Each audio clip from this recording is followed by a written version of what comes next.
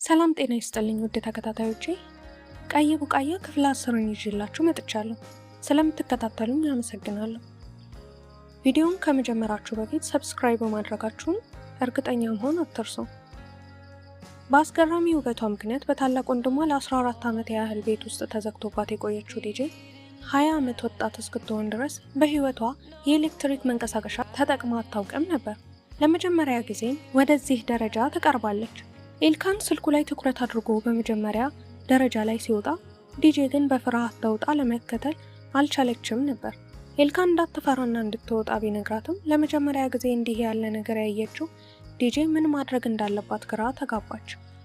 አንድ በዚያ የሚያልፍ እንግዳ ሰው እርዳታ ትፈልግ እንደሆነ ጠየቃት። በወቅቱ ኤልካን ደረጃ ላይ ሆኖ ሁኔታውን በትዕግስት ማጣት ሲመለከት ከቆየ በኋላ ወደ ታች በመውረድ ዲጄን እጇን ይዞ አብሯት ወጣ። ራሷ የደረጃውን አጠቃቀም ጨርሶ እንደማታውቅ ሲረዳ ኤልካን በመጠኑም ቢሆን ሀፍረት ተሰማው።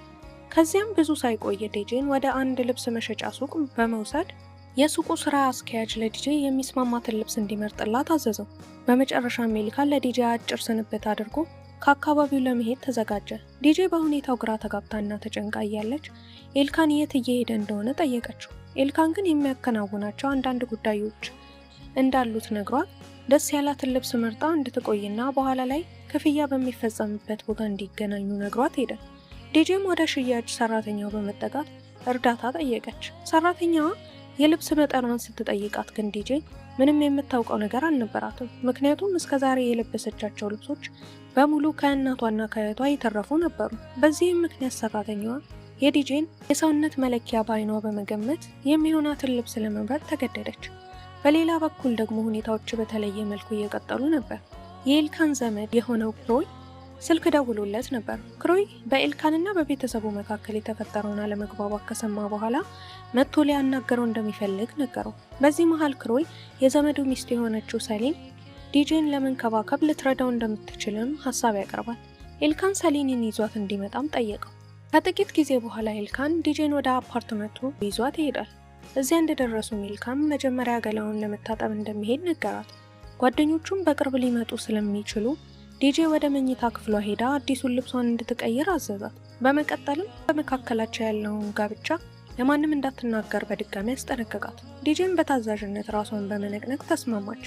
በመቀጠልም ከገበያ ማዕከል የገዛቻቸውን አዳዲስ ልብሶች፣ ጫማዎች ቀየረች። እንደዚህ ያሉ ንጹህና ውብ ልብሶች ስትለብስ የመጀመሪያዋ በመሆኑ ልቧ በደስታ ተሞላ። በመስኮት በኩልም ወደ ሰማይ ጠቀስ የከተማ ህንፃዎች ስትመለከት ያየችውን ማመን አቃታት። ወደ መስኮቱም መስታወት ተጠግታ በመደነቅ ስትመለከት ቆየች። ባየችው ትዕይንት ተደንቃ ሳለ በድንገት የከፍታ ፍርሃት ይሰማታል። በዚህ መሃል ስልክ ይጮህና በጉጉት ወደ ኤልካን ክፍል ታመራለች። ስልኩን ስትመለከት አስፈላጊ ጥሪ መሆኑን ስለገመተች ኤልካን ወዳለበት መታጠቢያ ቤት ይዛው ትሄዳለች። ሆኖም ኤልካን ሻወር እየወሰደ ስለነበር የእሷን ድምፅ ሊሰማ አልቻለም። በዚህም ምክንያት ዲጄ በችኮላ ሳታስበው ቀጥታ ወደ መታጠቢያ ቤቱ ዘልቃ ትገባለች። ዲጄ ኤልካንን ገላውን እየታጠበ ባለበት ወቅት በድንገት ስላየችው በከፍተኛ ፍርሃት ፊቷን አዞረች። ኤልካንም በፍጥነት ገላውን ታጥቦ እንደሚመጣና ለአፍታ ወደ ውጭ ሆኖ እንድትቆይ ነገራት።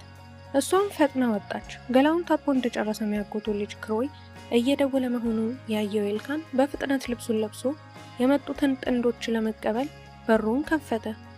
ሆኖም ኤልካን ወደ ወጥ ቤት በተመለሰ ጊዜ ኤልካን በቅርቡ ወደ እንግሊዝ እንደሚሄድና እነሱንም ግብዣ የጠራቸው ዲጄን ለጥቂት ጊዜ ለሰሊን አደራ ለመስጠት ፈልጎ እንደነበር ኤልካን የዲጄ ቤተሰቦች በሙሉ የመሬት መንቀጥቀጥ እንደፈጃቸውና እሷም ማንበብና መጻፍ የማትችል በመሆኗ ብቻዋን ከምትኖር ብሎ አሳዝና ወደዚህ ቤት እንዳመጣት በመግለጽ ይዋሻል። ይህ በእንዲህ እንዳለ ዲጄ ለዘመዶቹ ሊያስተዋውቃት ምንም አይነት ጥረት ባለማድረጉ በዚያ ፍጥነት ምግብ ብቻ ይዞ በመውጣቱ በልቧ ውስጥ ከፍተኛ የሆነ የቅሬታና የተስፋ መቁረጥ ስሜት ይሰማታል። ሴሊን ዲጄን ራሷ ለመተዋወቅ ወደ ኩሽናው በመግባት ሁሉንም ዘመናዊ የኩሽና እቃዎች እንዴት መጠቀም እንደምትችል አስተማረቻት። በሌላ በኩል ኤልካን በመካከላቸው ያለው አንዳንድ የባንክ ጉዳዮች እስኪጨረስ ድረስ ዲጄ አፓርታማ ውስጥ መኖር እስክትለምድ ድረስ እዚያው ለመቆየት አቅዶ ነበር። እስከዚህ ድረስ ከተከታተላችሁ ስራዬን ወዳችሁታል ማለት ነው። ሰብስክራይብ በማድረግ አበረታቱ። ስለምትከታተሉኝ አመሰግናለሁ።